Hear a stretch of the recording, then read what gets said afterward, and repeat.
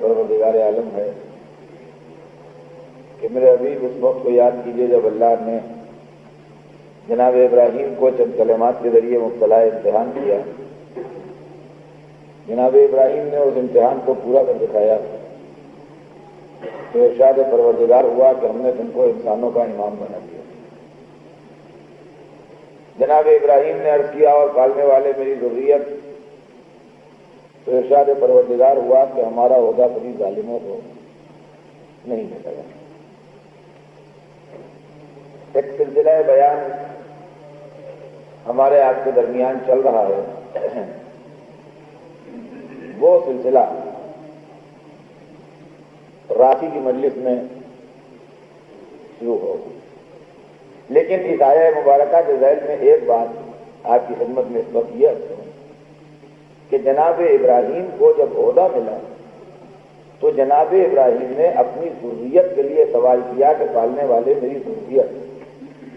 اس کا مطلب یہ ہے کہ نسل میں آنے والے بعد کے لوگوں کے لیے تمنا کرنا مزاج اور سنت ابراہیمی ہے. یعنی جناب ابراہیم جیسے نبی نے بھی یہ بات اللہ کی خدمت میں عرض کی کہ اور پالنے والے یہ سلسلہ میری نسل میں بھی رہے گا، میرے بعد بھی رہے گا، یا مجھے پر تمام ہو رہا ہے. تو اللہ نے ہاں نہیں کا جواب نہیں دیا بلکہ اصول بیان کیا کہ اصول یہ ہے کہ ہمارا عہدہ ظالموں کو نہیں ملے گا.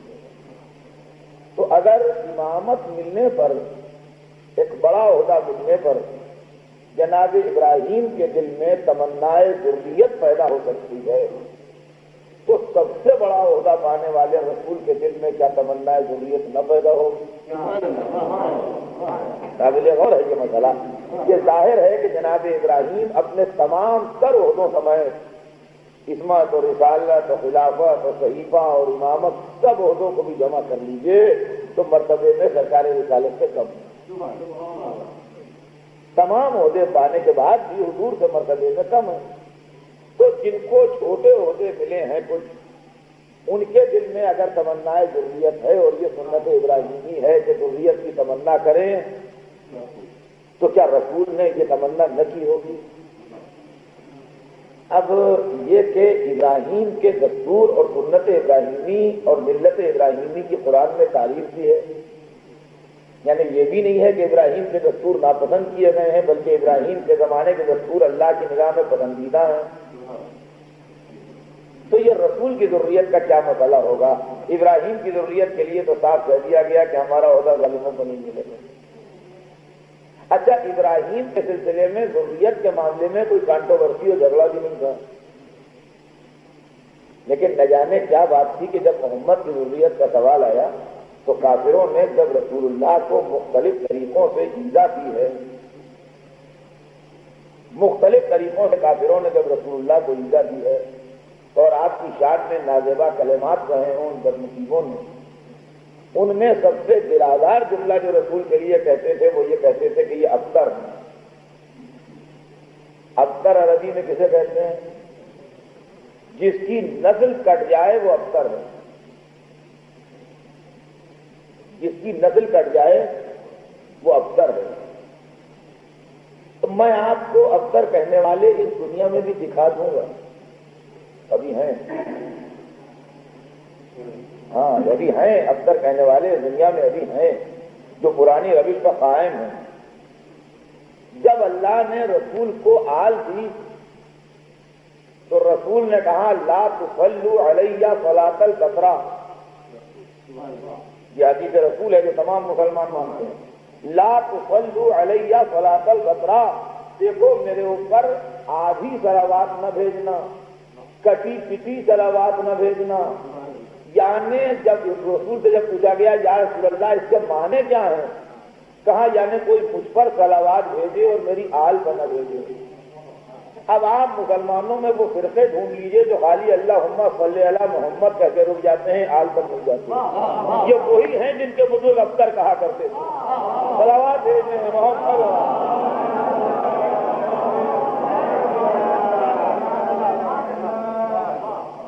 یہ کہ آج تک وہ صلوات میں رسول کے ساتھ آل کو شامل کرنا گوارا نہیں کرتے. تاریخ یہ لکھتی ہے کہ حضور سرور کائنات کے چھوٹے صاحبزادے جناب طاہر، جن کا جناب طیب بھی نام تھا، ایک ہی صاحبزادے ہیں. اکثر لوگ کنفیوز ہوتے ہیں، ایک ہی صاحبزادے ہیں جن کا نام طیب تھا اور جن کا لقب طاہر. بڑے صاحبزادے جناب قاسم ہیں جو پیدا ہونے کے بعد کمسنی میں انتقال فرما گئے. اس کے بعد دوسرے صاحبزادے پیدا ہوئے جناب طاہر، جو جناب طیب انہی کا نام تھا، ان کا بھی کمسنی میں انتقال ہو گیا. تو کتابوں میں یہ لکھا ہے کہ ابو لہب خوشی کے مارے ناچنے لگا. جب شہزادے کا انتقال ہوا چھوٹے صاحبزادے کا، تو ابو لہب خوشی کے مارے ناچنے لگا اور تالیاں بجاتا ہلڑ کرتا کافروں میں گیا کہ مبارک ہو محمد افطر ہو گئے. اخلاقی اعتبار سے بہت برا ہے کسی کے بچے کے مر جانے پر خوشی منانا. آپ سے دوستی ہو یا دشمنی ہو، تعلقات اچھے ہوں یا خراب ہوں، چاہے دل آپ کا بہت خوش ہوا ہو اس کے بچے کے مر جانے پر، مگر انسانیت فریاد کرے گی اگر آپ نے خوشی کا اظہار کر دیا. کسی کے بچے کی موت کے اوپر چاہے وہ دشمن ہی کیوں نہ ہو، خوشی کا اظہار کوئی اچھی بات نہیں ہے. مگر معلوم دشمنان محمد و آل محمد اخلاقی قدروں سے واقفی نہ تھے. ان سے انسانیت کی کوئی توقع ہی نہیں رکھنا چاہیے تھی کہ یہ اخلاق و انسانیت نام کی کوئی چیز جانتے ہوں. اب یہی جو ابو لہب کی وراثت پائے ہوئے لوگ آئے، انہوں نے محمد کی آل کو شہید کر کر کے خوشیاں منائی. بعد میں یہ کہ وہ رسمیں جہالت جو تھی وہ ابو لہب ڈال گیا تھا. تو یہ خوش ہوتا گیا کہ مبارک ہو محمد افطر ہو گئے. اچھا دیکھیے، جب اس نے خوشی منائی اور مسرت کی کافروں نے اور ہلڑ کیا کہ یہ افطر ہیں ان کی نسل قطع، تو رسول چپ رہے. خدا نے جواب دیا. دیکھیے حضور چپ رہے اس کی دلیلیں ہیں میرے پاس دو. اگر جھگڑا کرتے کسی سے تو تاریخ لکھتی کہ فلاں ابو لہب سے جھگڑا کر رہے تھے کہ مجھے افطر کیوں کہتا ہے، فلاں دن ابو جہل سے جھگڑا ہو رہا تھا کہ مجھے افطر کیوں کہتا ہے، فلاں دن بنی امیہ سے جھگڑا کر رہے تھے رسول کہ ہمیں افطر کیوں کہتے ہو. رسول نے نہ تو افطر کہنے والوں سے کچھ کہا اور نہ خدا سے کچھ کہا. خدا سے کچھ نہیں کہا کہ دلیل یہ ہے کہ افطر کہنے والے زندہ رہے اور ٹہلتے رہے. اگر بددعا کے لیے لگ ہل جاتے تو فوراً یہ سب فنا ہو جاتے. نہ اس سے کہا نہ ان سے کہا، لیکن مشیت چپ نہ رہی. انہوں نے کہا تم ہم سے نہیں کہتے ہو مگر ہم بولیں گے. مشیت چپ نہ رہی، رسول چپ رہے مگر اللہ نہیں چپ رہا. اللہ نے ڈانٹا قرآن میں، انا اعطیناک الکوثر، اے حبیب ہم نے تمہیں کوثر دیا، یعنی کثرت نصیب. انا اعطینا، ہم نے عطا کیا تمہیں، ہم نے عطا کی تمہیں کثرت نصیب. فصل لربک وانحر، تم نماز پڑھو اپنے پروردگار کی اور قربانی دو. ان شانیہ کا ہوا الابتر، اے میرے حبیب تمہارا دشمن اسی کی نسل کا. ان شانیہ کا ہوا الابتر، اے میرے حبیب تمہارا دشمن اسی کی نسل قطع ہوگی، وہی بے اولادہ ہو کے جیے گا. ہم نے تمہیں کثرت نسل دی. توجہ چاہتا ہوں عزیزان گرامی، قدرت نے اس سے جھگڑا کیا جس نے رسول کو کچھ کہا، رسول نے اس سے جھگڑا کیا جس نے اللہ کو کچھ کہا. آپس میں جیسے طے ہو کہ تمہارے دشمن سے ہم لڑیں گے، ہمارے دشمن سے تم لڑنا، جو تمہیں کچھ کہے تو ہم بولیں گے، جو ہمیں کچھ کہے تو تم بولنا. ایک ایسا تھا کہ جس نے خدا کو کچھ کہا اس سے بھی لڑا، رسول کو کچھ کہا اس سے بھی لڑا. تو جو اس کو کچھ کہے گا تو خدا بھی لڑے گا، رسول بھی لڑے گا.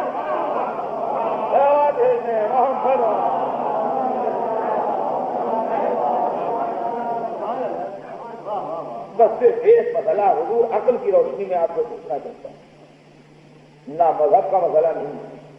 مذہب تو یہ ہے کہ قرآن میں خداوند عالم یہ ارشاد فرما رہا ہے کہ انا اعطیناک الکوثر، اے میرے حبیب ہم نے آپ کو کوثر عطا کیا، یعنی کثرت نسل عطا.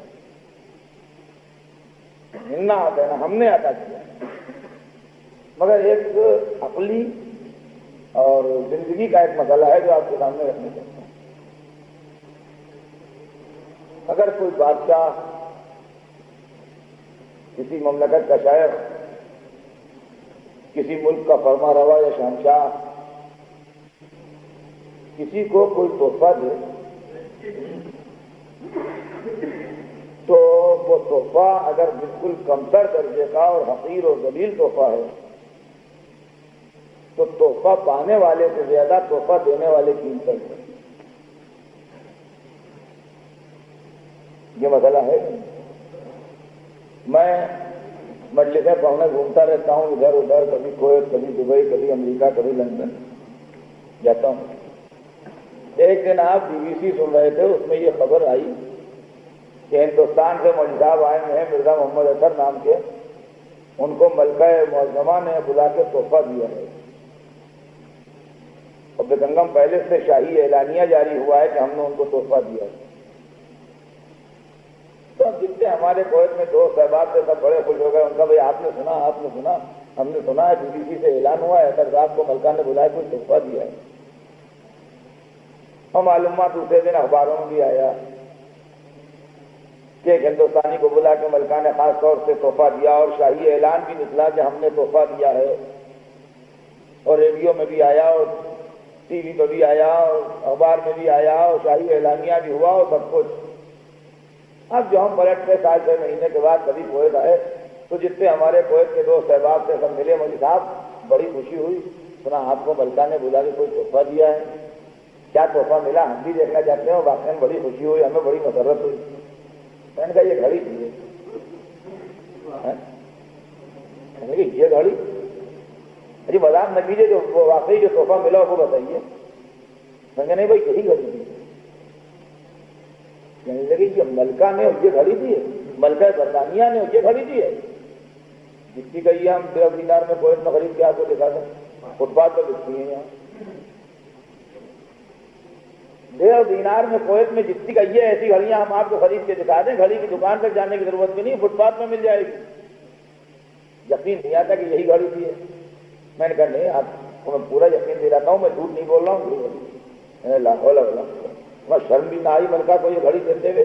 اتنا پرانا شاہی خاندان، اتنا پرانا سلسلہ، اتنی بڑی ملکہ، گریٹ برٹن دیکھیے، اور یہ 1.5 دینار کی گھڑی.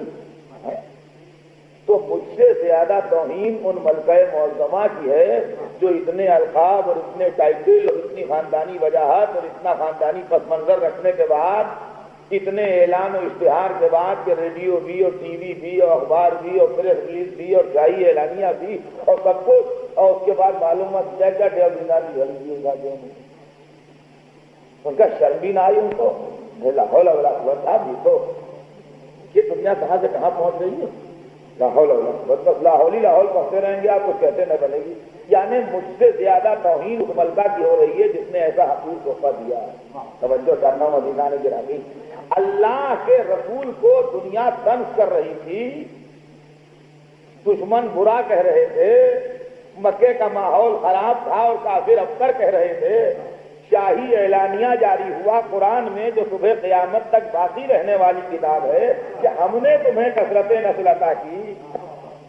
یوں تو اولاد ہر ایک کو اللہ دیتا ہے، لیکن رسول کے لیے خصوصی اعلانیہ جاری ہو رہا ہے قرآن میں کہ میرے حبیب یہ کافر جو بک رہے ہیں ان کو بکنے دو، ہم نے تمہیں کثرت نسل عطا کی ہے. اب تم نمازیں پڑھو، قربانیاں دو، تمہارے دشمن کی نسل قطع ہو جائے گی، تمہاری نسل چلے گی. ہم نے عطا کی. جملے کا لہجہ دیکھیے، پوری شہنشاہیت جلوہ گر ہے.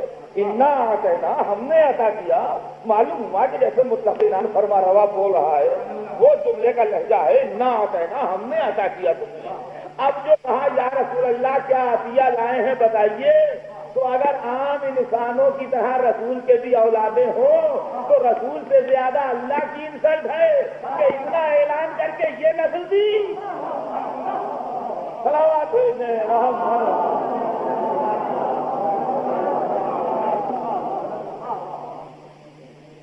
تو اب نسل رسول کیسی ہونا چاہیے؟ اس اعلانیہ کی روشنی میں دیکھ لیجیے کیسی ہونا چاہیے. وہ پاک و پاکیزہ ہوں، وہ عالم ہوں، وہ طیب و طاہر ہوں، وہ رہنما ہوں، وہ نور ہوں، وہ ہدایت ہوں. تب تو معلوم ہوگا کہ ہاں تحفہ دینے والے نے شایان شان تحفہ دیا ہے. تحفہ دینے والے نے شایان شان تحفہ دیا ہے. ورنہ اگر ہمارے ہی ایسے ہوئے تو پھر برفی کیا رہ گیا ہمارے اور ان کے درمیان؟ تو اللہ نے شب معراج بھلا کے ایک بیٹی کا نور دیا. توجہ چاہتا ہوں عزیزان گرامی، اللہ نے شب معراج بھلا کے ایک بیٹی کا نور دیا کہ یہ بیٹی لے جاؤ، اس کے ذریعے سے تمہاری نسل چلے گی. یہ بیٹی ہے ہم تمہیں عطا کر رہے ہیں اور اس کے ذریعے سے تمہاری نسل چلے گی. اللہ نے ضامن نسل رسول بنا کے رسول کو ایک بیٹی عطا کی. اور عزیزان گرامی ایک جملہ کہوں گا حضور کی حدیث کی روشنی میں کہ سرکار نے ارشاد فرمایا ہے ایک جگہ کہ البنون نعمت والبنات رحمہ، لڑکے نعمت ہیں، یعنی جس کے گھر میں بیٹا آئے اس کے گھر میں نعمت آئی، جس کے گھر میں بیٹی دے اللہ اس کے گھر میں رحمت آئی. بیٹی کو رحمت بتایا گیا تو حضور نے جب ساری دنیا کے لیے بیٹیوں کو رحمت بتایا کہ جب اللہ تمہاری گود میں بیٹی دے تو شرمانا نہیں، پریشان نہ ہونا، غمزدہ نہ ہونا، یہ سمجھنا کہ اللہ کی سرکار سے تمہیں رحمت ملی ہے. تو جب ساری دنیا کے لیے بیٹی رحمت ہے تو سرکار آپ کے گھر میں بھی تو بیٹی آئی. مگر ہر گھر میں اور رسول کے گھر میں ہے فرق. اب عظمت سیدہ کا اندازہ لگائیے گا کہ سیدہ کے بعد کون ہیں؟ جو ہیں رحمت للعالمین، زمین کے لیے رحمت، آسمان کے لیے رحمت، دین کے لیے رحمت، اہل دین کے لیے رحمت، فضاؤں کے لیے رحمت، ہواؤں کے لیے رحمت، انبیاء کے لیے رحمت، ملائکہ کے لیے رحمت، اولین کے لیے رحمت، آخرین کے لیے رحمت، عرش کے لیے رحمت، کرسی کے لیے رحمت، موجودات کے لیے رحمت. ہر ایک کے لیے جو رحمت ہو وہ محمد ہیں. جو خود محمد کے لیے رحمت بنے وہ فاطمہ ہے. صلوات محمد.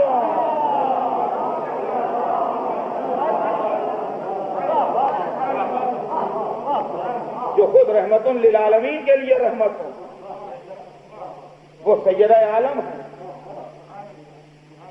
اور اللہ نے ایسی بیٹی دی خدا کی قسم جو نمونہ تھی اور نور تھی اور صاحب عصمت کبریٰ تھی اور جس کا نور اتنا محترم نور تھا کہ صلب انبیاء میں بھی نہیں رہا بلکہ براہ راست شب معراج رسول کو بلا کے عطیہ کیا. اور اب جب یہ بیٹی آئی تو بات یہ کہتا ہے کہ جب میں غمزدہ امت کا ستایا گھر میں آتا تھا دن بھر کے بعد جہاں لوگ نازیبا کلمے کہہ رہے ہیں اور پتھر مار رہے ہیں، شان میں گستاخی کر رہے ہیں اور رسول صبر کر رہے ہیں اور دن بھر تھک کے اور غم اٹھا کے دنیا کے جب شب کو تشریف لائے گھر میں تو فرماتے ہیں سیدہ کا چہرہ دیکھ کے میرے اندر جوش تبلیغ پیدا ہو گیا.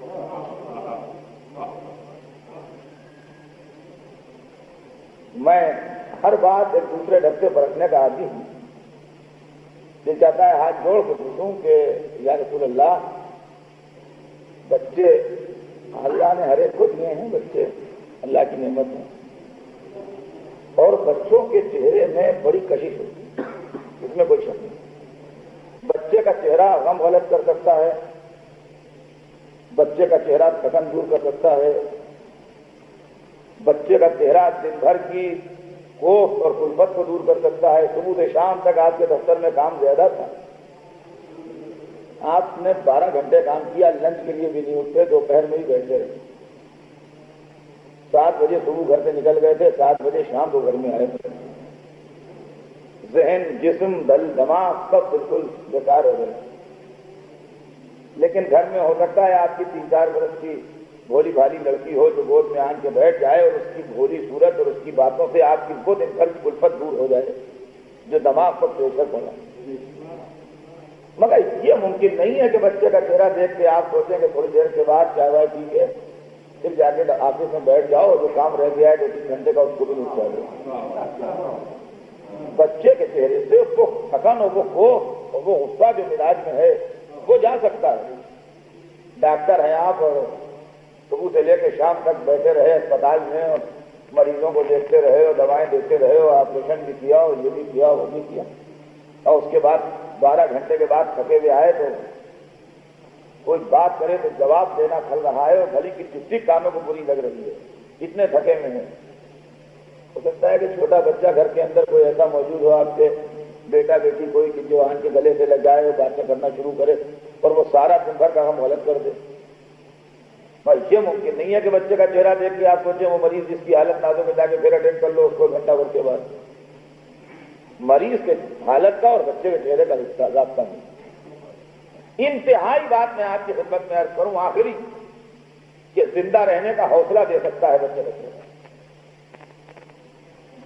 کسی شخص کی بزنس بھی فیل ہو گئی اور قرضدار بھی ہو گیا اور پریشان بھی ہو گیا اور یہ بھی اور وہ بھی اور کوئی راستہ نہیں ہے اس کے پاس. انہوں نے کہا چلو سمندر میں جا کے جمپ کر دیں گے مر دیں گے, کوئی راستہ ہی نہیں سمجھ میں آ رہا ہے کیسے مصیبت سے چھٹکارا پائیں. اور گھر سے نکلنے لگے اور سامنے آ گیا بچہ 4 برس کا کہ ابا کہاں جا رہے ہو, ہم بھی چلیں گے. اور اس کی بھولی صورت اور اس کی پیاری باتیں دیکھ کے فیصلہ بدل دیا, زندہ رہنے کا حوصلہ پیدا ہو گیا کہ چلو اس کے لیے زندہ رہیں گے, اپنے لیے نہیں. اس لیے کہ ہم آج ختم ہو جائیں گے تو یہ کیسے جیے گا. یہاں تک ممکن ہے کہ بچے کا چہرہ آپ کے اندر زندہ رہنے کا حوصلہ پیدا کر دے جبکہ آپ اپنے لیے ختم کرنے کا اپنے کو فیصلہ کر دیں.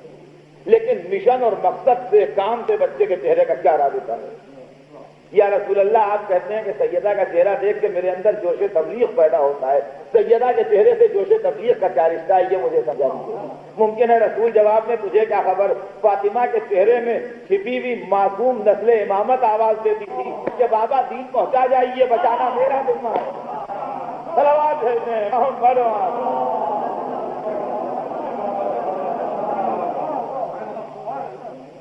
آپ پہنچا دیجیے, بس بچانا میرا ذمہ ہے. یہ باپ کہہ رہا ہے. اور ماں کیا کہتی ہے؟ ام المومنین خدیجہ نے کیا فرمایا؟ جب تک خدیجہ کا دسترخوان بچھا ہوا تھا اور مال بٹ رہا تھا تو گھر بھرا رہتا تھا, گھر میں جگہ نہیں رہتی تھی, اتنے لوگ رہتے. اور جب اسلام کا وقت پڑا اور مسلمان غریب ہوئے اور صحابہ کرام رضوان اللہ تعالی علیہم سب مال اپنی ضرورت پر نوش کر گئے, رسول نے کھلا دیا, وہ سب کھا بھی گئے, تو اب گھر میں کچھ نہیں تھا. جب گھر میں کچھ نہیں ہوا تو مجمع بھی نہیں رہا. اور وہ بیوی جس کے گھر میں سونا منوں اور ٹنوں کے حساب میں تھا, تولوں اور سیروں کے حساب میں نہیں, منوں اور ٹنوں کے حساب میں دیوار بنائی تھی پوری سونے کی رسول کے نام میں. تو دیوار تولوں ماشوں سے نہیں بنتی ہے, سیروں منوں سے بنتی ہے. اس کے گھر میں ایک زیور نہیں رہا. گھر کے زیور تک بک کے راہ خدا میں خرچ ہو گئے. زیور کسی کے گھر میں بھی, بادشاہ کے گھر میں بھی سیروں کے حساب سے نہیں بنے. بادشاہ کے گھر میں بھی 2 سیر سے کھڑے کوئی شہزادی نہیں پہنے گی, دیہاتی نہ ہو سکے. زیور ہمیشہ وہی تولوں ہی بولوں کے حساب سے بنتا ہے. تو جب وہ جو تولوں ماشوں میں سونا تھا وہ بھی بک کے اور ختم ہو گیا اور راہ خدا میں لگ گیا, تو اب ایک عورت آئی شادی کا بلاوا لے کے جناب خدیجہ کے پاس, کوئی خاندان کی محلے کی گئی. جب وہ چلی گئی تو خدیجہ نے کہا میرا کیا ہے, میں تو بوڑھی ہو گئی, کیسے بھی شریف ہو جاؤں. میری بیٹی فاطمہ کے پاس بھی کوئی زیور نہیں, اور بچی کی عمر مبارک 4 برس. یہ 4 برس کی بچی جو ماں کا دل بہلاتی ہے اور اس کا غم غلط کرتی ہے, ماں کے پاس بیٹھی ہے, اور ماں نے کہا کہ میرا کیا ہے, میں تو بوڑھی ہو گئی, میری بچی کے پاس بھی کوئی زیور نہیں. اور جیسے ہی کہا ویسے ہی 4 برس کی بچی بولی, کیا مادر گرامی آپ کیا فرما رہے ہیں؟ کیا آپ نے میرے بابا کو یہ کہتے نہیں سنا کہ مسلمان عورت کا زیور اس کا کردار ہے؟ عزیزان گرامی میں مثال دیتا ہوں, اکثر و بیشتر عورتوں کی آپ میں سنی مثال ہوگی کہ سیدہ نے نیا کنسپشن دیا ہے قیامت تک کی عورتوں کو کہ سونے چاندی اور جواہرات کے زیورات میں عزت نہ تلاش کرنا, کیریکٹر جو ہے وہ سب سے بڑا زیور ہے. اس لیے کہ جواہرات کے زیور چوری بھی ہو جاتے ہیں, بک بھی جاتے ہیں، اور اگر نہ چوری ہو نہ بکیں، جب بھی عمر کا سورج ڈوبنے سے پہلے جواہرات کی ضرورت ہو زیورات کی معاملہ جو ہے وہ ختم ہو جاتا ہے۔ ایک 20 برس کی لڑکی کو آپ بہترین جواہرات سے مرصع زیور پہنائیے اور سرخ کپڑے پہنائیے جس کے اندر کافی سونا اور چاندی کے تار رکھے ہوئے ہوں اور بنا ہوا ہو اس کے اندر کام، اور بنا کی شادی میں بھیج دیجیے۔ بڑی واہ ہوگی بات، یہ کس کی بیٹی ہے، کس کی بہو ہے، کس خاندان کی لڑکی ہے، کہاں سے آئی ہے، کیا زیور ہیں، کیا کپڑے ہیں، ساری محفل جگمگا گئی جب وہ آئی۔ اور اس کے بعد وہ سارے زیور اور کپڑے ایئر ٹائٹ بستے میں بند کر کے رکھ لیجیے، اور 50 برس کے بعد اسی لڑکی کو پھر بلائیے۔ تو 50 برس کے بعد، پورے 50 برس کے بعد جب اسی لڑکی کے گھر پر گئے، وہ پوچھا کہ یہاں ایک لڑکی رہتی تھی، لڑکی اگر جوان لڑکے نے یہ کہا کہ ہماری دادی اماں رہتی ہیں یہاں، لڑکی تو کوئی نہیں رہتی ہے، تو معلوم ہوا کہ 20 برس 50 برس پہلے جو 20 برس کی تھی، 50 برس بعد کتنے کی ہوئی؟ 70 کی ہو گئی نا۔ تو اب وہ 70 برس کی لڑکی نہیں کہلاتی، 70 برس کی بڑھیا ہوتی ہے۔ اب 70 برس کی بڑھیا کو وہی کپڑے پھر پہنائیے اور وہی زیورات پھر پہنائیے اور شادی میں بھیج دیجیے، تو عورتیں تو ان کے لیے تب بھی جمع ہو جائیں گی، مگر سب لڑکیاں ہنس رہی ہوں گی کہ دیکھو بڑھیا پاگل ہو گئی ہے، زیور پہن کے آئی ہے، چہرے میں جھرریاں پڑی ہوئی ہیں، منہ میں کوئی دانت نہیں ہے، ہاتھوں میں جھرریاں ہیں، کمر ٹکی ہوئی ہے، 70 برس کرتے ہیں، دیکھو دلہن بنی ہوئی آئی ہے، بڑھیا پاگل آئی دیکھو، تو لوگ ہنسیں گے۔ اگر زیور سبب عزت ہوتا تو جب استعمال ہوتا جب عزت ہوتی، لیکن اگر کوئی ایسی بیوی محفل میں آئی ہے جس کے دامن پر کوئی دھبا نہیں ہے، کوئی داغ نہیں ہے، تو عورتیں جھک کے سلام کریں گی، مائیں اپنی بیٹیوں کو دکھائیں گی، بیٹا ان کی نہیں بننا، ان کا دامن کردار دینا۔ فرمایا مسلمان عورت کا زیور اس کا کردار ہے۔ نظریہ بدل نہیں دی سیدہ، قیامت تک مسلمان عورت کبھی اس غم میں مبتلا ہی نہ ہو کہ ہمارے پاس زیور نہیں۔ اور یہی وجہ ہے کہ جناب سیدہ کے ذکر کے ساتھ زیور کا ذکر ہی نہیں ملتا، سوائے ایک واقعے کے کہ ایک دن موتیوں کا ہار گلے میں تھا، اور شاید وہ بھی کسی قضیے کا فیصلہ کرنے کے لیے پہنا گیا تھا۔ صلوات بھیجیں محمد۔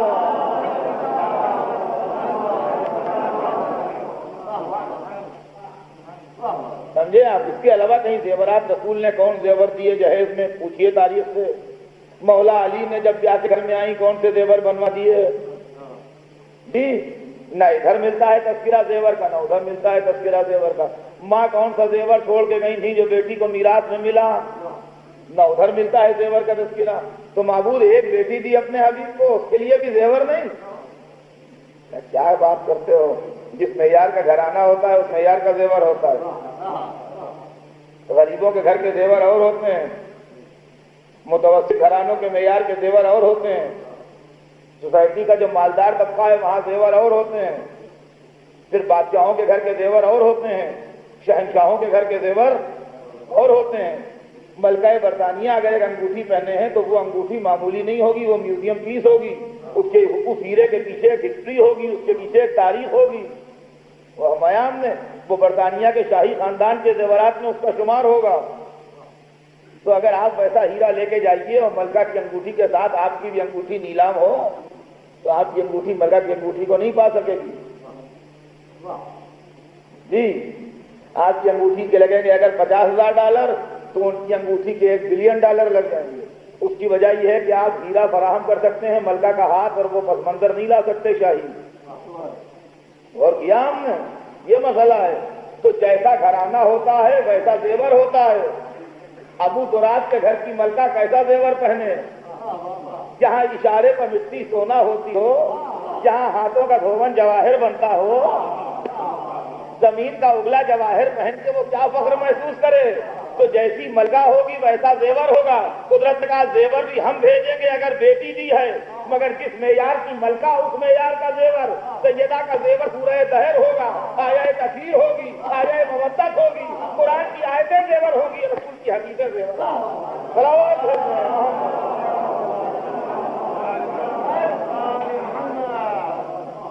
اور قیامت تک کی عورتوں کے واسطے شہزادی کونین نے یہ سبق بھی پڑھا دیا کہ اسلام میں جو عورت کا معیار ہے اس کے لیے غلط فہمی مبتلا نہ ہونا. تو کہتے ہیں صاحب قید کر کے رکھا اور پردے میں بٹھایا اور قیدی بنا دیا. نہ قیدی بنایا ہے اور نہ غلام بنایا ہے، یہ سب غلط ہے.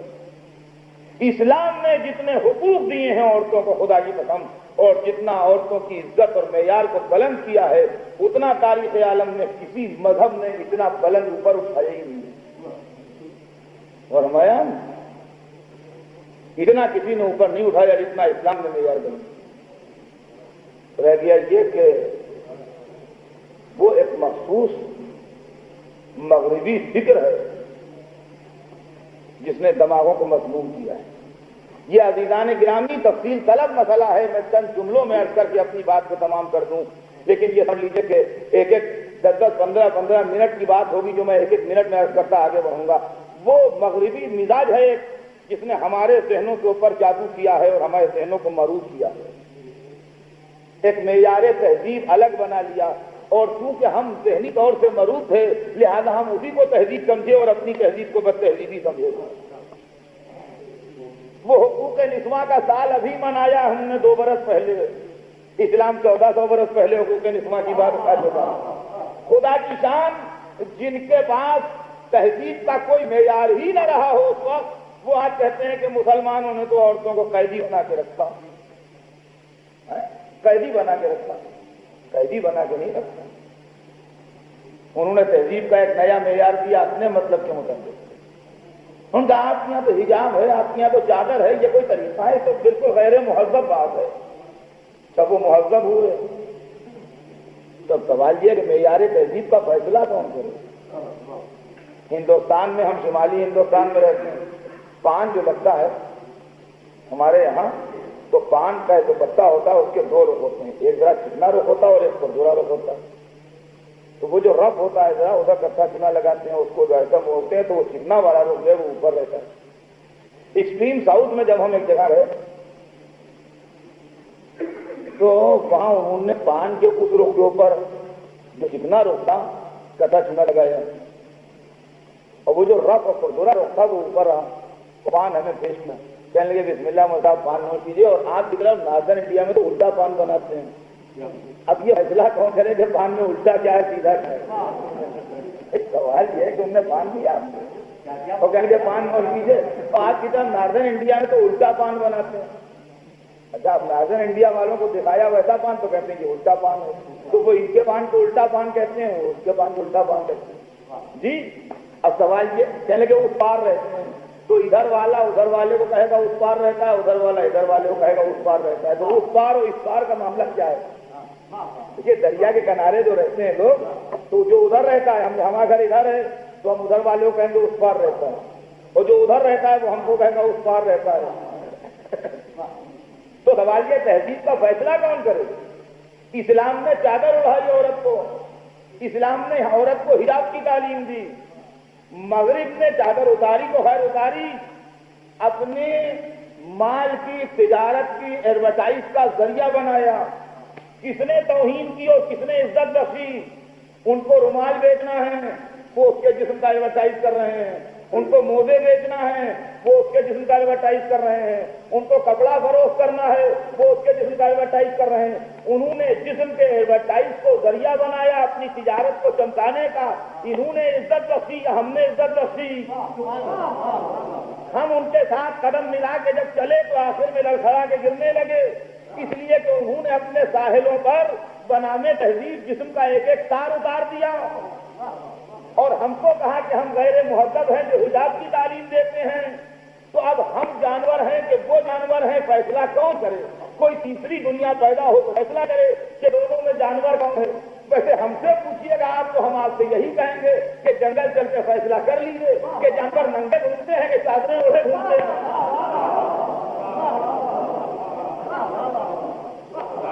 بہت فرمایا.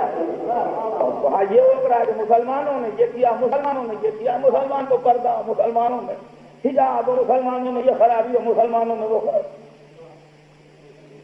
اب اسلام کو بدنام جس چیز نے کیا، ملوکیت، سماج، نوابی، ان چیزوں نے اسلام کو بدنام بھی کیا.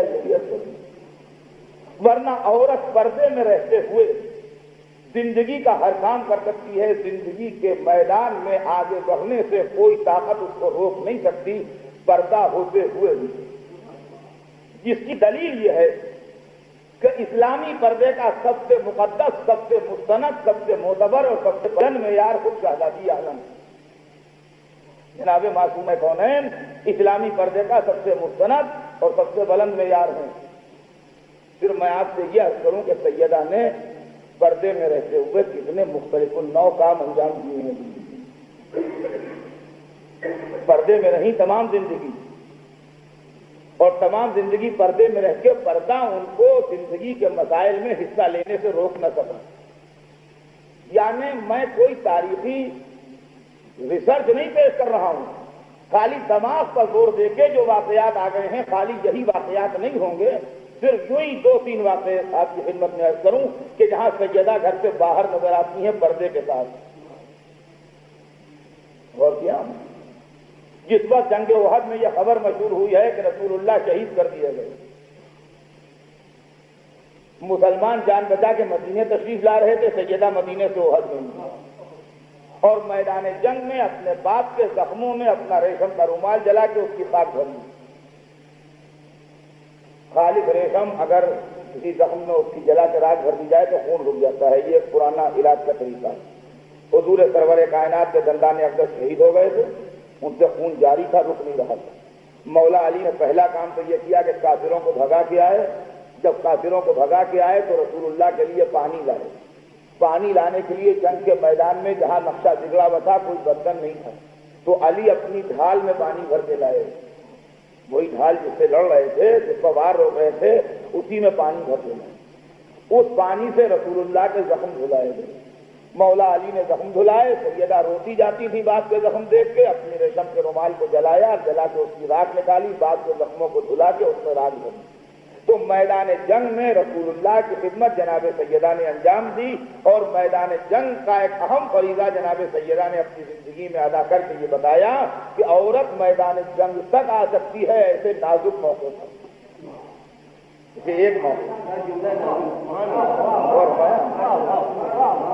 ایسے نازک موقع پر اس کام کے لیے آ سکتی، غور فرما لیجیے گا، لیکن وہ حد معین ہے، یہ سمجھ لیجیے۔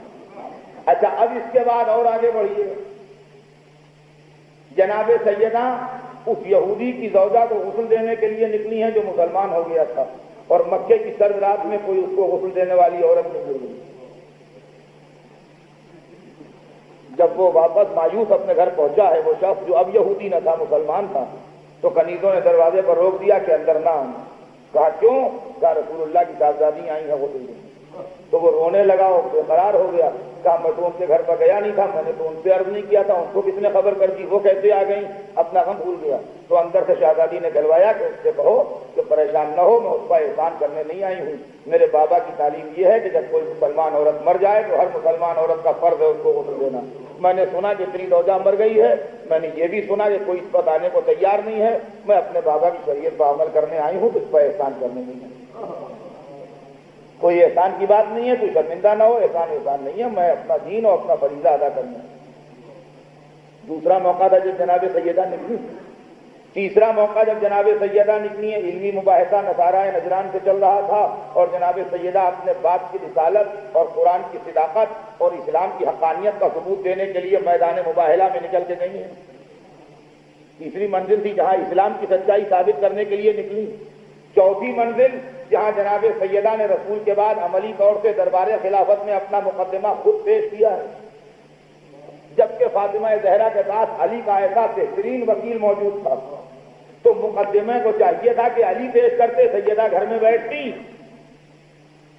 مگر سیدہ نے اپنا کیس جا کے خود لڑا ہے، علی کو وکیل نہیں بنایا۔ شہزادی ہماری جانیں آپ پر فدا ہو جائیں، آپ کے پاس جیسا وکیل تھا ویسا وکیل دنیا میں کسی کو مل ہی نہیں سکتا، تو آپ نے اپنا وکیل کیوں نہ بھیجا، خود کیوں نہ گئی؟ کہا میں اگر نہ جاتی تو دنیا کہہ دیتی کہ علی کو جھگڑا کرنا مقصود تھا، فاطمہ کے نام سے کر لیا جھگڑا، وہ بیچاری گھر کی بیٹھنے والی کیا کرتی؟ لہذا میں خود نکل کے آئی ہوں، اس لیے کہ میرا جو محمد سے رشتہ ہے وہ علی کا نہیں ہے۔ میں براہ راست بیٹی ہوں رسول اللہ کی، تاکہ کل کو کوئی یہ نہ کہے کہ وہ علی کا جھگڑا تھا، فاطمہ بیچاری گھر کی بیٹھنے والی کیا کریں۔ اور ہمایوں نے کہ اسی لیے دعویٰ کیا کہ میں دعویٰ کروں یہ رد کریں، تاکہ دلیل بن جائے کہ اگر رسول کی بیٹی غلطی کر سکتی ہے معاذ اللہ، تو ہم صحابہ پہ کیا بھروسہ کریں کہ یہ غلطی نہیں کریں گے۔ اب عزیزان گرامی، ہمارے اس کے بعد پانچواں موقع بھی ہے جب علی کے گلے میں ریشما نے ستم دی، اس نازک وقت میں بھی سیدہ نکلی، تو سیدہ نے عورت ہوتے ہوئے اور پردے کا عملی نمونہ ہوتے ہوئے قیامت تک کی عورتوں کو یہ بھی سبق دیا کہ اسلام گھر کی چار دیوالی میں قید نہیں کرتا۔ پھر جو یہ پردہ جو آج ہے اس کو سمجھ لیجئے کیا ہے، اور جو چیز ختم ہو گئی وہ کیا ہے، اور آج بھی عورتوں کے اور زندگی کے ہر مسئلے کا حل جو ہے وہ اسلام میں ہے۔ اگر آپ صحیح اسلام کو سمجھیں تو ٹھیک بات ہے، اسلام کے نام پر ملوکیت اور سلطنت جو چیز رائج ہوئی وہ اس کا ذمہ دار اسلام نہیں ہے۔ لکھنؤ میں جو پردہ رائج ہوا یا حیدرآباد میں جو پردہ رائج ہوا وہ میرے دوست اسلامی پردہ نہیں تھا، وہ سماجی برتری کی علامت کا پردہ، برا نہ مانیے گا۔ اس کے اندر سوسائٹی جتنوں کے سامنے ہونے کی اجازت دیتی تھی اس کو سامنے ہوتی تھیں عورتیں، سوسائٹی جتنوں کے سامنے ہونے کی اجازت نہیں دیتی تھی اتنوں کے سامنے نہیں دیتی۔ میرا سگا بھائی صحیح مگر میری بیوی کے لیے نامحرم ہے، اور بیوی کی سگے چچا کا بیٹا صحیح ہے، سگے ماموں کا بیٹا صحیح مگر میری زوجہ کے لیے نامحرم ہے، سگی بہن کا شوہر صحیح مگر نامحرم ہے۔ یہ قریبی عزیزدار جو ہوتے ہیں چونکہ سماج ان کے سامنے ہونے سے انکار نہیں کرتا، لہذا عورتیں یہ سمجھتی ہیں کہ ہم پردہ بھی کرتے ہیں اور بے پردہ بھی ہیں۔ یہ سوسائٹی کا پردہ ہے، جس کو سوسائٹی اجازت دیتی ہے اس کے سامنے ہوتی ہے عورت، اور جس کو سوسائٹی منع کرتی ہے اس سے پردہ کرتی ہے عورت۔ پرانے خاندانوں میں یہ رواج عام ہے کہ آپ گھر پر پکارتے پکارتے انتقال بھی فرما جائیے تو عورت اندر سے نہیں بولے گی، کیوں غیر مرد سے باتیں کریں۔ سوال یہ پردہ آواز کا تو اسلام نے رکھا نہیں ہے، آواز کا پردہ کہیں نہیں ہے اسلام میں۔ رسول کی بیویوں سے کہا گیا کہ اس طرح باتیں نہ کرنا کہ جن کے دل میں مرض ہے ان کو برا خیال پیدا ہو، یعنی سیدھی سیدھی بات کرنے کو منع نہیں کیا گیا، اس طرح بات نہ کرنا۔ اگر عورت کا غیر مرد سے بات کرنا حرام ہوتا تو سب سے پہلے رسول کی بیویوں کو حکم ہوتا خبردار کوئی غیر مرد آئے کتنی بھی آوازیں دے تمہاری آواز نہ سنے گئے۔ تو معلوم آواز کا پردہ نہیں، ہمارے پاس ہندوستانی سماج میں آواز کا پردہ موجود ہے، صاحب ہماری بیوی آپ سے کیسے بات کریں؟ تو یہ سماجی پردہ ہے، سوسائٹی کا پردہ ہے، اسلامی پردہ نہیں ہے۔ اسلام نے عورت کو خرید و فروخت بیع و شرع کی اجازت دی ہے کہ وہ بازار میں جا کے شاپنگ کر سکتی ہے، پرچیزنگ کر سکتی ہے۔ پرانے خاندانوں میں اور جہاں پردہ وہی مونچھ اور عزت والا مسئلہ تھا، وہاں جناب گھر میں اگر نمک نہیں ہے تو بیگم صاحبہ بلا نمک کا کھانا سب پکا کے رکھ دیں گی، اور شوہر جب آئیں گے تو کہیں گی کہ گھر میں نمک نہیں تھا اس لیے بے نمک کا پکا دیا ہے، کوئی آدمی نہیں تھا جو اس وقت نمک لا کے دیتا۔ حالانکہ سامنے گھر سے 10 گز کے اوپر دکان ہوگی نمک والے، مگر گھر سے 10 گز نکل کے جا کے سودا خریدیں، یہ کیسے ممکن ہے؟ خاندان کی ناک کٹ جائے گی۔ تو یہ ناک کا پردہ ہے، اسلام کا نہیں ہے۔ یہ پردے جو ہیں یہ ناک کے پردے ہیں، یہ اسلام کے پردے نہیں ہیں، اس لیے کہ اسلام تو پرمیشن دیتا ہے کہ برقع کے یا حجاب میں جو اسلامی حجاب ہے اس طریقے سے جاؤ، جا کے نمک لے آؤ۔ اچھا شوہر بھی برا نہیں مانے گا کہ میں بے نمک کا کیسے کھاؤں، وہ سن کے خوش ہوگا، اسی سوسائٹی کا پروردہ وہ بھی ہے، وہ چپکے سے جا کے نمک لا کے دے گا، وہ نمک کس کے پڑے گا کھانے میں، وہ کھانے بیٹھے گا۔ یہ پردے نوازی پردے تھے، یہ پردے بڑے ایکسپینسو پردے تھے، جس کے اندر گھر میں 4 ملازم عورتیں اور باہر 4 ملازم مرد چاہیے۔ سوسائٹی اور سماج میں جب مسلمانوں کے پاس جاگیرداری تھی، نوابی تھی، وثیقے تھے، ریاست تھی، اس زمانے کی دین ہے یہ پردے جب نوابی ختم ہو گئی، وسیطے ختم ہو گئے، ریاستیں ختم ہو گئیں، جاگیرداریاں ختم ہو گئیں، تو چونکہ پردہ بنیاد تھا اور بیس کرتا تھا ریاست اور نوابی اور دولت پر، تو جب وہ بیسمنٹ ختم ہو گئی تو پردے کا درخت بھی گر گیا جڑ سے۔ اب چلاتے ہیں کہ ہائے پردہ نہیں رہا، پردہ رہے گا کہاں سے؟ جس چیز پر آپ نے پردے کو بنیاد بنایا تھا وہ چیز تو ختم ہو گئی، اب پردہ رہ کہاں سے سکتا ہے؟ اگر اسلام کے دامن میں روز اول سے پناہ لیے ہوتے تو وہ پردہ آج بھی ہوتا۔ اچھا، اس نے جو نوابی نے گھر کے اندر اسیر کر کے رکھا اور وہ تعریف ہو رہی، ارے صاحب بڑی پارسا بیوی تھی، بیاہ کے جو گھر میں آئی تو میت ہی نکلی، کبھی نکلی نہیں۔ کہ یہ کون سی پارسائی کی علامت ہے؟ کس قرآن میں لکھا ہے کہ پارسائی کی علامت یہ ہے؟ رسول کے گھرانے کی عورتیں تو بار بار گھر سے باہر نکلیں، آپ پارسائی کا یہ تصور لیے بیٹھے رہیں۔ تو یہ پارسائی کا تصور اسلامی نہیں ہے، غیر اسلامی تصور ہے۔ اس غیر اسلامی تصور کے ساتھ آپ خوش ہوتے رہیے اور اس کو اسلامی بنا بنا کے لوگوں کے دماغوں میں ٹوٹتے رہیے۔ نتیجہ کیا ہوا میرے دوستوں؟ نتیجہ یہ ہوا کہ مسلمانوں میں جو بے پردگی آئی وہ دو وجہوں سے آئی۔ ایک تو اس لیے آئی کہ وہ پردہ جو نوابی بنیاد کے اوپر تھا اور جو جاگیردارانہ سماج کی بنیاد پر تھا، جب جاگیردارانہ سماج ختم ہو گیا اور نوابی ختم ہو گئی تو وہ پردہ بھی بٹ نیچرل تھا کہ ختم ہو جائے، اس لیے کہ جو جس چیز کے اوپر قائم ہو، جب وہ درخت ہی گر جائے جس کا آشیانہ ہے تو آشیانہ کہاں سے رہے گا؟ اور دوسرے جو ہندوستان میں بے پردگی آئی وہ مسلمان فیملیز کی ذہنی مرودیت تھی، یورپین فیملیز سے، جنہوں نے اپنا آئیڈیل اور اپنا نمونہ ان کو بنا لیا کہ وہ جو کریں وہ تہذیب ہے۔ ان کی تقلید میں ہم نے پردہ چھوڑا۔ یہ بے پردگی بعض خاندانوں میں دلیل غلامی ہے۔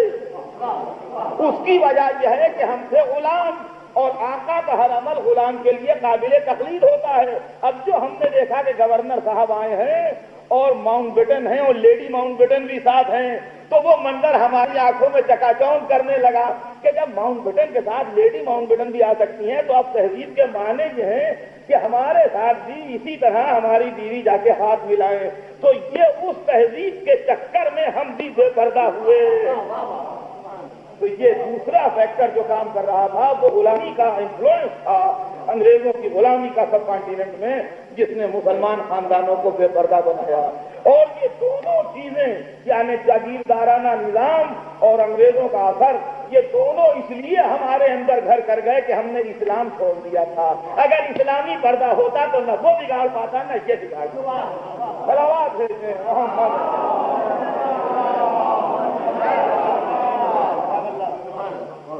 اور فرمایا ہم نے تو لوگ کہتے ہیں اکثر کہ پردے پڑھیے، مطلب پردے پڑھوں کیا؟ یہ مسئلہ سماجی ہے، مذہبی نہیں ہے۔ تو جب سماجی اور معاشی مسئلہ ہے یہ، تو مذہبی تقریریں لاکھ ہوں، اس کے اوپر کوئی اثر ہونے والا اور کوئی دل کے اوپر کسی کے کوئی وہ ہونے والا نہیں ہے۔ اس لیے کہ اس مسئلے کا تعلق خالی مذہب سے اگر ہوتا تو مذہبی تقریر کارگر ہوتی۔ یہ سوسائٹی کا ایک مسئلہ ہے، سوشل مسئلہ ہے اور اکنامکس سے، اقتصادیات سے وابستہ ہے،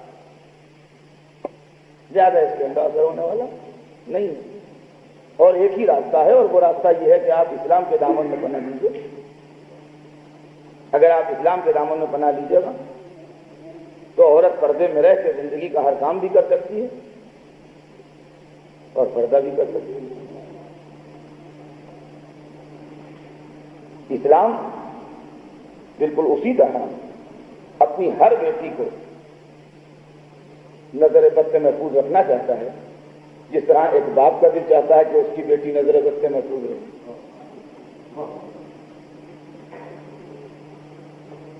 وہ مسئلہ یہ ہے، ان آنکھوں کی شعاؤں میں اگر خدا رنگ پیدا کر دے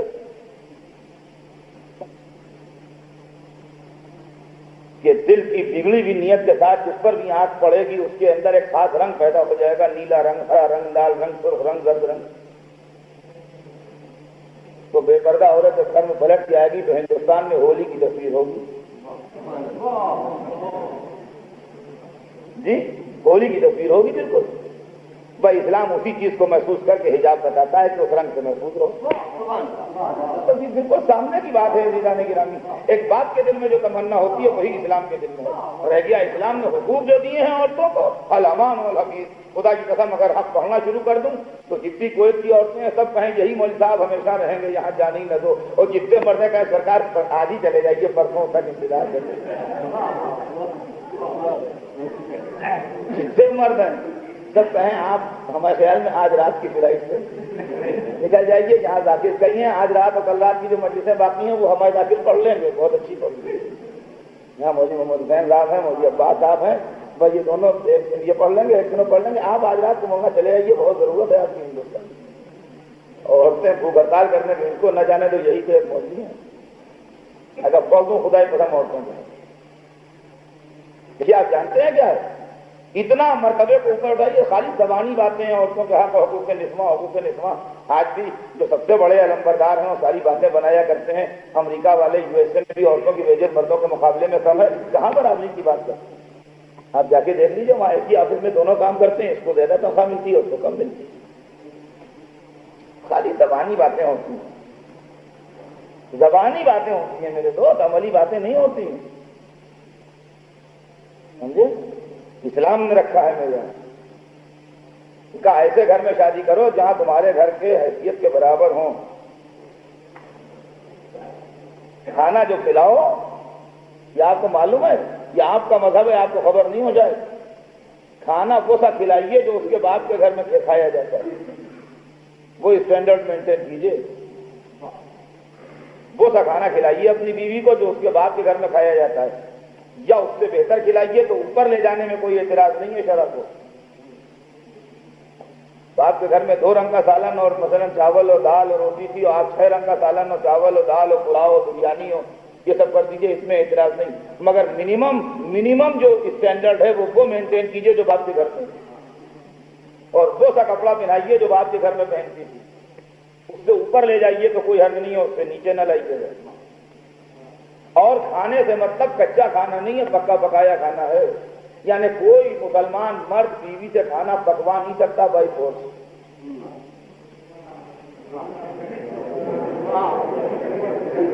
جی یہ کیا خیال ہے، 2-3 مجلسیں اور پڑھوں؟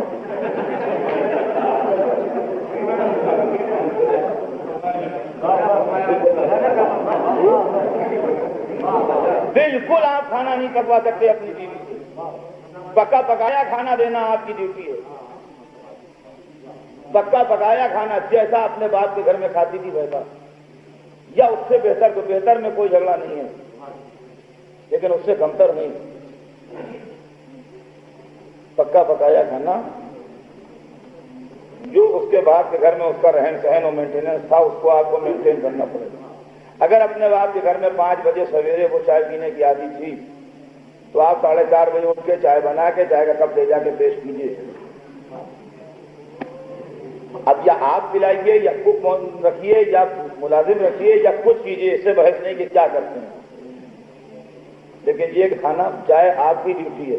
یہ نہیں کہ میں 5 بجے چائے پینے کا عادی ہوں یہ کہہ کے سو گئے اور 5 بجے چائے نہیں ملی تو تاؤ کھا رہے ہیں نا. جی یہ سمجھ لیجیے آپ کو چائے بھی بنانا آپ ہی کی ڈیوٹی ہے، تو کپڑے بھی سینا آپ ہی کی ڈیوٹی ہے. اس کو سلایا چاہیے، چاہے آپ سیجیے، چاہے ٹیلر بلائیے، چاہے انتظام کیجیے، چاہے سلایا ریڈی میڈ کپڑا خریدیے، جو بھی آپسی طے توڑ ہو. مگر یہ کہ سیے کہ نہیں وہ سیئیں گے آپ. اور بچے پالنا آپ کی ڈیوٹی ہے، اس کی نہیں ہے.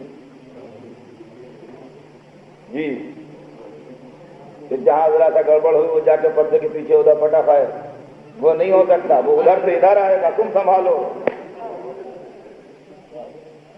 یہ سب اسلام ہے، حسیہ نہیں، یہ اسلام ہے. بہت سنجیدہ بات ہے جو آپ سے عرض کر رہا ہوں. میری آواز ریکارڈ ہو رہی ہے، میں کوئی ایسے خالی تماشا نہیں کر رہا ہوں کہ بعد میں آپ میرا گلا دبائیں گے صاحب کہاں لکھا ہے بتائیے. کیا آپ علماء سے پوچھیے، آپ اپنی خیالتی معلوم کیجیے کہ ایسا جو میں پڑھ رہا ہوں صحیح پڑھ رہا ہوں کہ غلط پڑھ رہا ہوں. اور اس سے بڑی مصیبت بھی سنو، دودھ پلانا بھی آتی کی ڈیوٹی. اب آپ نرس رکھیے، انا رکھیے، ڈبے کا انتظام کیجیے، خود کیجیے، یہ آپ کی ڈیوٹی. بچے کی غذا کا انتظام کرنا پیدائش کے وقت یہ آپ کے فرائض میں.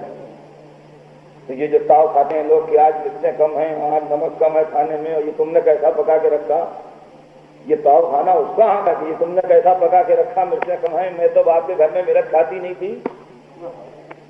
تو اگر حاکم شرع موجود ہو، شرعی عدالت قائم ہو، اور آپ ٹی وی پر یہ دعویٰ دائر کیجیے کہ یہ پکاتی نہیں ہے، تو آپ کے ادھار جائیے. سمجھے آپ؟ اب کہیے صاحب یہ تو بڑا ظلم ہے کہ کمائیں بھی ہم ہی اور پکائیں بھی ہم ہی اور کپڑا بھی ہم ہی سیے اور بچے بھی ہم ہی پالیں. تو عزیزان گرامی ظلم نہیں ہے، ظلم نہیں ہے. تو سینس سمجھیے کیا ہے. اسلام دین توازن ہے، بیلنس کا دین. دو طاقتور ہیں، دو ساتھی ہیں، ایک کمزور ہے ایک طاقتور ہے. ایک اٹیچی بھی ہے ساتھ من بھر کی. کمزور پر آپ نے من بھر کی اٹیچی بھی لا دی اور طاقتور کو خالی ہاتھ چھوڑا اور کہا میل بھر کی دوڑ ہے، دونوں قدم ملا کے دوڑو. تو کیسے دوڑیں گے دونوں؟ کیسے دوڑیں گے دونوں؟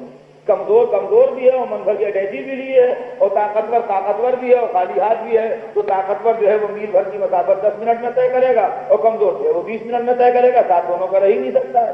لہذا اب اسلام نے بیلنس کیا، من بھر کی اٹیچی لا دی طاقتور کے سر پر، کمزور کو خالی ہاتھ چھوڑا. آپ دونوں مل کے دوڑو. تو اب دونوں مل کے دوڑیں گے تو اس میں طاقت زیادہ ہے تو من بھر کی اٹیچی بھی لا دے ہوئے ہے، اس میں طاقت کم ہے تو خالی ہاتھ بھی ہے. اب دونوں ساتھ چلیں گے اور ساتھ پہنچ جائیں گے. یہی مسئلہ ہے زندگی کی دوڑ میں. دو ساتھی ہیں، عورت و مرد. مرد ہے قوی ساتھی، عورت ہے کمزور ساتھی.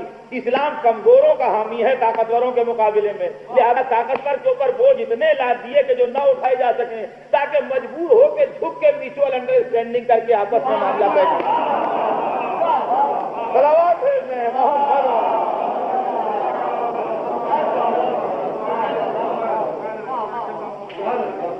اب یہ ہر بات مجھے بتاؤ دے کہ ہم کرنا یہ اسلام کو پسند نہیں ہے.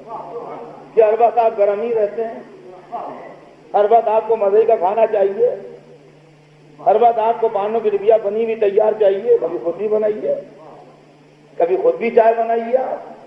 آپس میں کوآپریشن ہو، میوچل انڈرسٹینڈنگ سے کسی کا کام کوئی کر دے اعتراض نہیں ہے. سوال یہ پیدا ہوتا ہے کہ آپ نے کہا میرے یہاں نظر ہے، میں نے کہا بہت عمدہ بنانا جانتا ہوں بریانی، میں آگے پکا دوں گا. کوئی شراب میں قانون میں کیا اعتراض ہے، میں پکا دیتا ہوں. تو عزیزان گرامی وقت بات تمام. میں 2 منٹ کے اندر اپنی مجلس تمام کر دوں کہ شہزادی کونین نے زندگی کا نمونہ پیش کیا. اور بس میرے دوستوں اور میرے عزیزوں، معصومہ کونین کی ذات اقدس تھی اور ذات گرامی تھی، جس نے صبح قیامت تک کے واسطے نمونے بھی پیش کیے ہیں. اور پھر خدا کی قسم آج فاطمہ ہی کی دعا کی تمنا ہے جو آپ حسین کے غم میں جمع ہو. میں انشاءاللہ رات میں عرض کروں گا اپنے سلسلہ بیان کے سلسلے میں بات. لیکن اس وقت تو صرف اتنا ہے کہ رات جو آ رہی ہے یہ شب اربعین، اس بےکس کی اربعین جس کا چہلم کربلا میں نہ ہوا، اس مظلوم کی عزاداری جس کی عزاداری کربلا میں نہ ہوئی. دوستوں بات تمام ہو رہی ہے، وقت نماز قریب آ گیا ہے. اب شہزادی عالم کو ان کے فرزند کا فرصہ دے دیجیے. یہ شب اربعین کے بالکل کنارے کے اوپر فاطمہ زہرا کو ان کے بھرے گھر کا فرصہ دیجیے کہ یہ بی بی ہم آپ کو آپ کے بابا کی شبیہ علی اکبر کا فرصہ دیتے ہیں، ہم آپ کو آپ کے یتیم پوتے قاسم کا فرصہ دیتے ہیں. اے بی بی ہم آپ کو آپ کے 6 مہینے کے لال علی اکبر کا فرصہ دیتے ہیں. اے بی بی ہم آپ کو اس عباس کا فرصہ دیتے ہیں جس کو آپ نے اپنا بیٹا کہا. شہزادی آپ کے بیٹے پر جان نثار کر کے دریا کے کنارے آرام کر گیا. اے شہزادی عالم اپنے بھرے گھر کا فرصہ لیجیے، زینب کی چادر کا فرصہ لیجیے، سکینہ کی ننھی کلائیوں کا فرصہ لیجیے، سید سجاد کے اور گلو کا فرصہ لیجیے. تو تمغے خاردار سے زخمی ہو گیا